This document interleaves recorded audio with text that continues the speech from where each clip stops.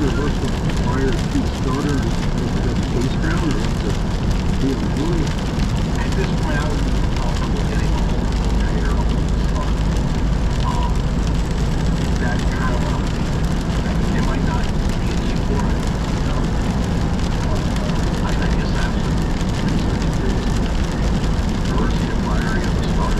I was like with spinning opposite directions to try to reverse the firing.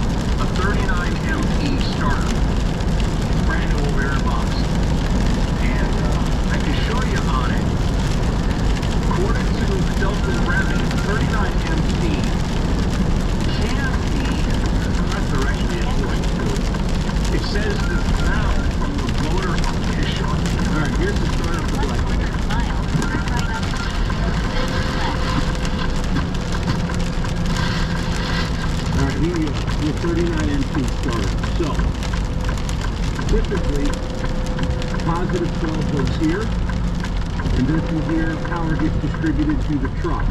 We saw that in the Brockway of how it's wired. This typically is your negative. The case is not grounded in anywhere to the case, to the snout, to the block, or the transmission bell housing, however it's placed. This has to be wired direct to the battery. This has to be wired direct to the battery. In order for the solenoid to function, it must be grounded to the battery. Remember, grounded meaning grounded to the truck's frame. It doesn't mean that that's negative or positive. From what I read, the starter, I'm not the smartest when it comes to electricity and starters. Some people are smarter than me. I can explain that to you. But the starter, regardless of the polarity, should spin in the same direction. It has to do with the way the starter is built, the motor, the armature, the field, and all that and whatnot. So, in other words, I think the way it works is when you put power to it, regardless of the direction, it energizes the magnets in opposition of the armature, or maybe, I'm not 100%, but that kind of makes sense. In other words, the opposition makes it spin. As long as it's in opposition, it functions. The way I've always understood motors, reverse the polarity, it spins the other direction. But that's a different set of wiring for motors. So, again, somebody smarter than me can probably figure that out. But 39MT, the ground has to be set to the battery. It is not case grounded like an alternator. So that's what I wanted to show you is when it came to the starter. Now typically, if you go way back to Orwell, over there, way back in the videos when Orwell had a catastrophic power loss that killed everything, it was in the wire that goes from your positive. Remember, your batteries are back here somewhere, right? So batteries go to here. That way it's a big, thick cable the size of your thumb that powers all of this. You don't need that big a cable to power your cam. So a smaller wire comes from here up to your cam to power everything. And that's where Orwell died years ago.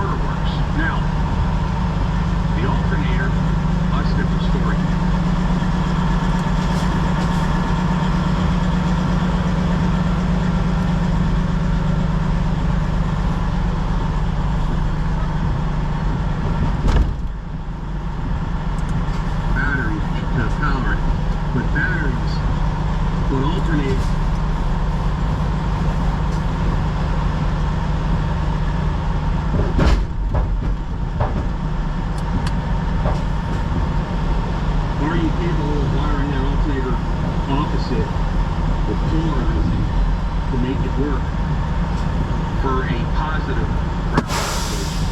I don't know. That alternator looks, honestly, it's kind of weird. It reminds me of the Ford alternator because it's mounted down here at the bottom and it's got the tab on the top, typical of the Ford. But then it's got this other one over here.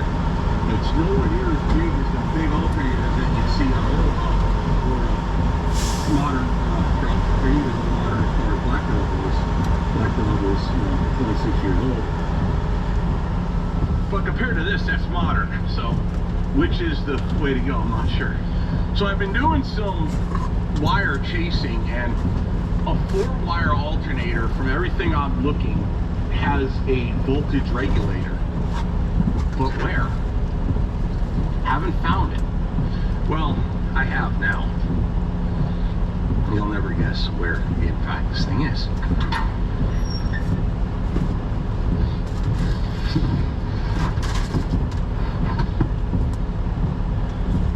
But now look here.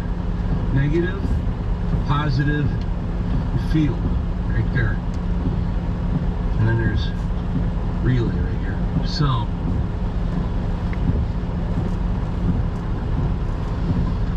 I'm wondering if that's not what Wayne was talking about polarizing it.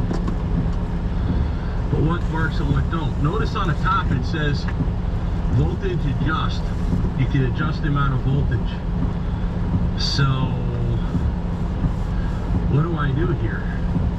Do I replace the alternator with a more modern one and just run like a 1-wire, like a one with a voltage regulator in there, separate voltage regulator? I don't know. It's like, what's the best way to do this here? I'm not sure.